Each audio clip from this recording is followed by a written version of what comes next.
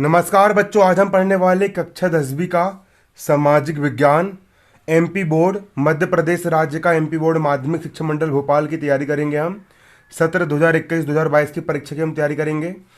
हम अर्धवार्षिक परीक्षा और वार्षिक परीक्षा की के लिए इम्पोर्टेंट क्वेश्चन, ऐसे क्वेश्चन जो परीक्षा में आ सकते हैं, हम उनको तैयार करने वाले हैं चैप्टर वाइज। ठीक है, चैप्टर वाइज हम तैयारी यहाँ पर करने वाले हैं। चैप्टर के हिसाब से हम तैयारी करने वाले हैं, आप यहाँ पर देख सकते हो। ठीक है, हम चैप्टर के हिसाब से हम करने वाले हैं, तैयारी करने वाले हैं। इसके बाद हम देख सकते हैं, आप सामाजिक विज्ञान की साल आपकी 4 बुक आई है एनसीईआरटी वाली। उसकी हम बुक कौन सी पढ़ेंगे? आर्थिक विकास की समझ वाली आपकी जो किताबें वाली किताब हम पढ़ेंगे। इसका सबसे लास्ट अध्याय है उपभोक्ता अधिकार। ये आपके अर्धवार्षिक परीक्षा में भी आएगा और ये आपकी वार्षिक परीक्षा में भी आएगा। इसकी हम तैयारी करेंगे। इसका जो ब्लूप्रिंट है, इसका ब्लूप्रिंट आपको दिया गया है। इस अध्याय से आपका एक विकल्प आएगा, एक प्रश्न आपका 2 नंबर का आएगा और एक प्रश्न आपका 4 नंबर का आएगा।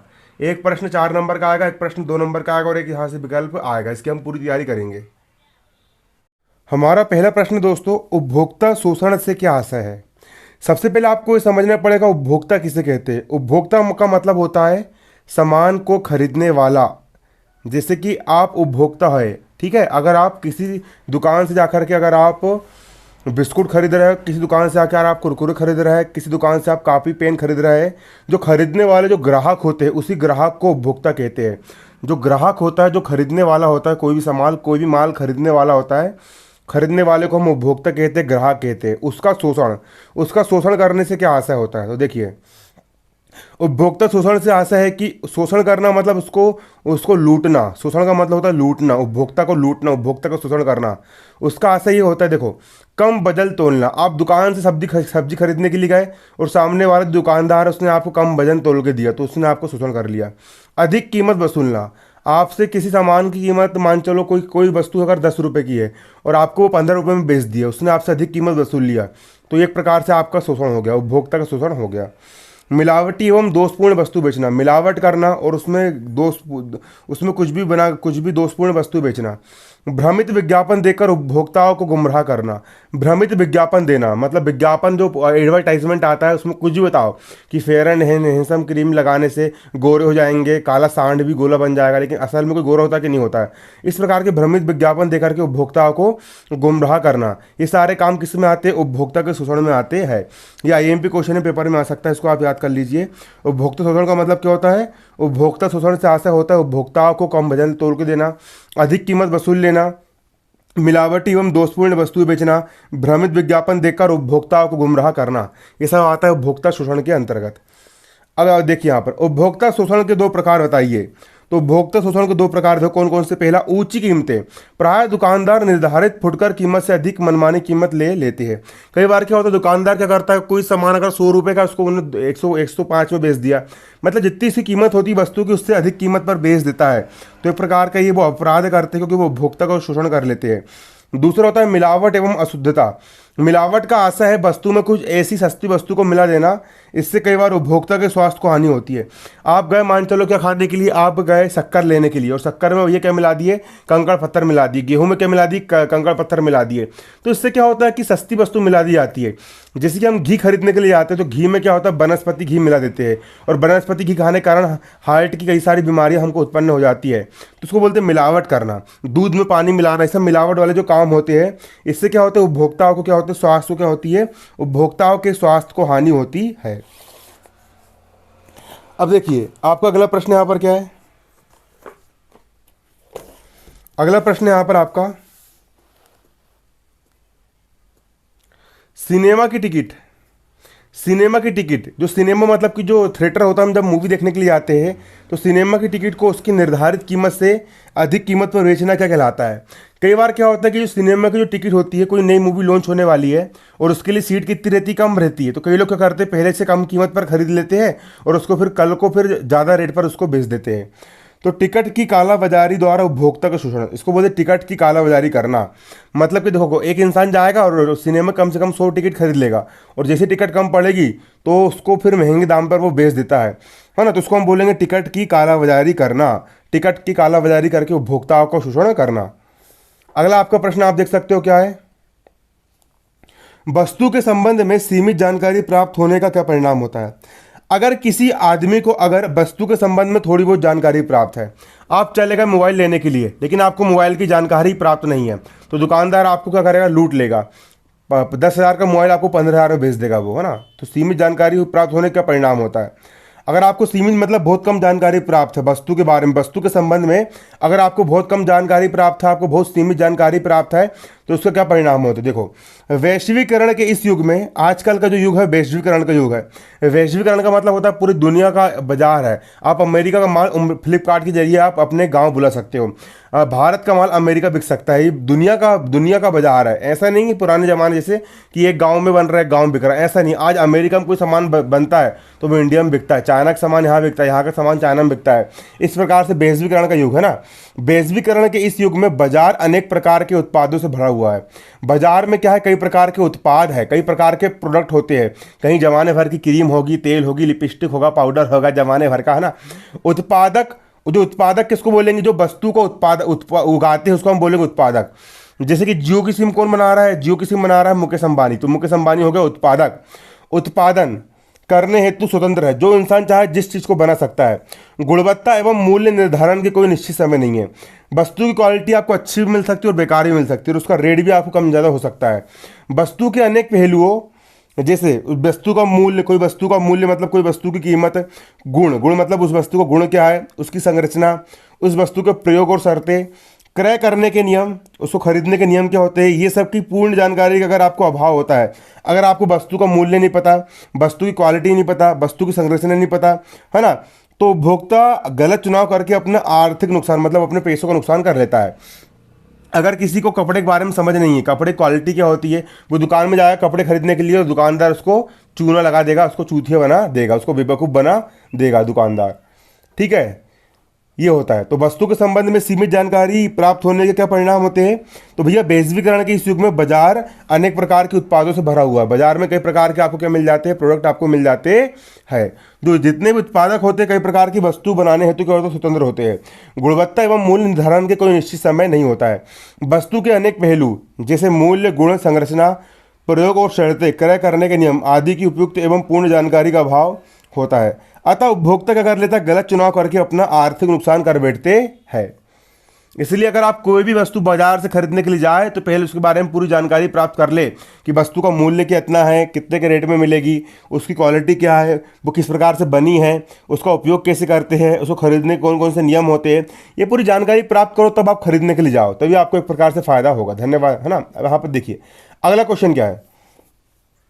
अगला प्रश्न है आपका, एकाधिकार क्या होता है? एकाधिकार किसे कहते हैं? एकाधिकार का मतलब होता है किसी वस्तु पर सिर्फ एक आदमी का अधिकार। कोई वस्तु, जैसे देखो, जैसे कि अगर हम बात करें, किसकी बात करें एकाधिकार में? एकाधिकार की है। देखो, एकाधिकार मतलब कोई एक वस्तु है, कोई एक प्रोडक्ट है, उसको सिर्फ एक ही कंपनी बना पाएगी, तो उसको हम बोलेंगे उस कंपनी का एकाधिकार, है ना। एकाधिकार का आशय किसी वस्तु के उत्पादन एवं वितरण पर किसी एक उत्पादक या एक उत्पादक समूह का अधिकार होना। एक अधिकार का मतलब क्या होता है? कोई वस्तु है, कोई भी वस्तु है, जैसे कि पेट्रोल की बात, किसी की बात कर ले हम, कोई वस्तु है, उस वस्तु को उत्पादन मतलब बनाने में एवं वितरण मतलब बेचने में किसी एक उत्पादक या उत्पादक समूह का अधिकार होना। मतलब एक ही कंपनी, एक वस्तु है जिसको सिर्फ एक ही कंपनी बना सकती है। जैसे गोली दवाई होती है, गोली दवाई के लिए लाइसेंस लेना पड़ता है बनाने के लिए। अब जैसे मान चलो कि एक प्रकार की टेबलेट है, उसको सिर्फ एक ही कंपनी बना सकती है, सिर्फ एक ही कंपनी के पास उसका लाइसेंस है कि वो वही कंपनी सिर्फ और सिर्फ इस टेबलेट को बना सकती है। अगर तो उसको हम बोलेंगे उस कंपनी का इस पर एकाधिकार है, और बेचेगी भी कौन सी कंपनी? वही कंपनी उसको बेचेगी, तो उसको हम बोलेंगे उत्पादक या उत्पाद समूह का एकाधिकार होना। एकाधिकार की स्थिति में उत्पादक जो होता है कीमतों एवं वस्तुओं की गुणवत्ता एवं उपलब्धता के संबंध में मनमानी करते हैं।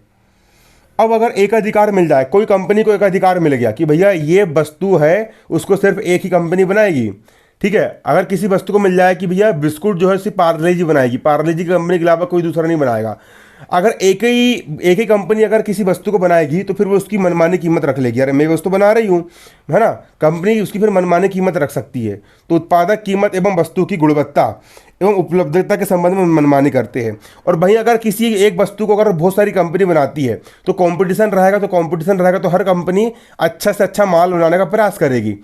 ठीक है। और वहीं अगर एक ही कंपनी किसी माल को बना रही है तो फिर वो रेट कम ज़्यादा भी लगा सकती है, मनमानी भी कर सकती है ना।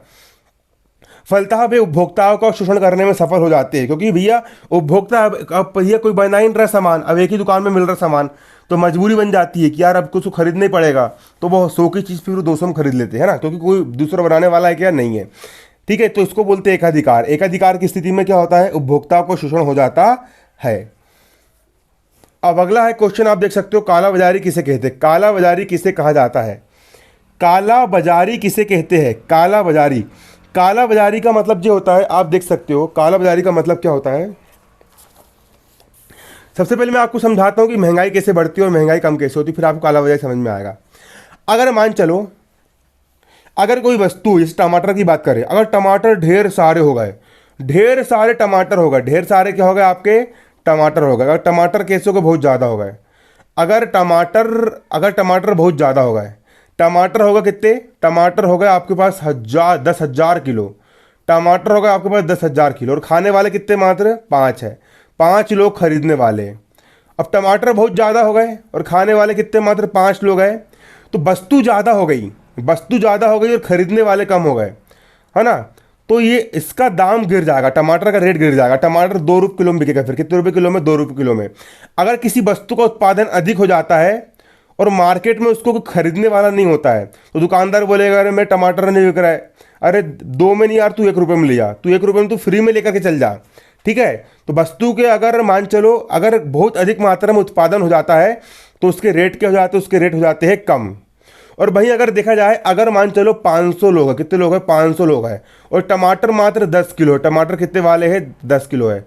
अगर 10 किलो आपके क्या है, टमाटर है, अगर टमाटर कम हो गए, अगर वस्तु अगर कम पड़ गई और खरीदने वाले अगर ज़्यादा हो गए, तो वस्तु के रेट बढ़ जाते। एक बोलेगा भाई मैं 10 रुपये में खरीद रहा हूँ, एक बोलेगा मैं 20 में खरीद रहा हूँ, एक बोलेगा मैं 400 में खरीद रहा हूँ, एक बोलेगा मैं 500 में खरीद रहा हूँ। तो वो ये टमाटर 2 रुपये किलो के थे, अगर कम पड़ जाएंगे तो वो 500 रुपये किलो तक बिक जाते हैं।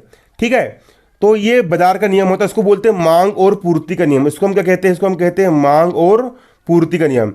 अगर किसी वस्तु की मांग बढ़ जाए, अगर किसी वस्तु की मांग बढ़ जाए, कई सारे लोग अगर किसी को खरीदना चाह रहे हैं, जैसे कि अगर देखा जाए तो कोरोना वायरस की जो रेमडेसिविर इंजेक्शन थी उसको कई सारे लोग खरीदना चाह रहे थे, उसकी मांग बहुत बढ़ गई थी और उसकी अगर पूर्ति नहीं हो पा रही तो वस्तु बहुत महंगी बिक जाती है।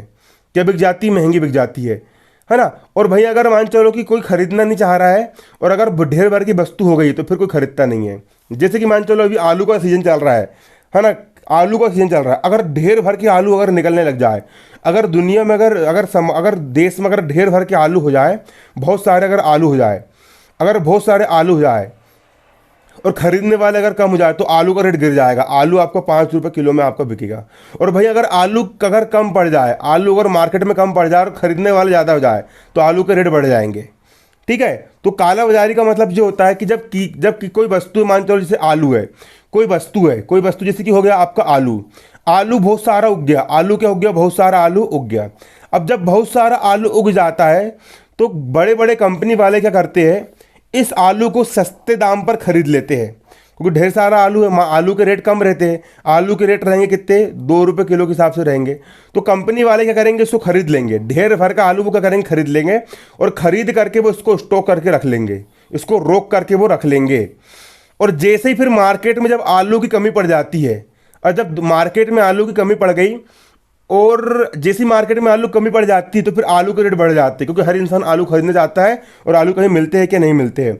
जब भैया फिर मार्केट में आलू कमी पड़ जाएगी तो ढेर भर के लोग आलू को खरीदना चाहेंगे और आलू के दाम बढ़ जाएंगे, आलू के दाम कितने जाएंगे, फिर 50 हो जाएंगे। और जैसे फिर रेट बढ़ते हैं तो फिर ये लोग 2 रुपये किलो में खरीदते हैं और 50 रुपये किलो के रेट से बेच देते हैं। तो इस प्रकार जो जमा करने वाला जो सिस्टम होता है इसको जमाखोरी या काला बाजारी कहते हैं। इसको हम कहते हैं जमाखोरी या काला बाजारी, इसको कहा जाता है।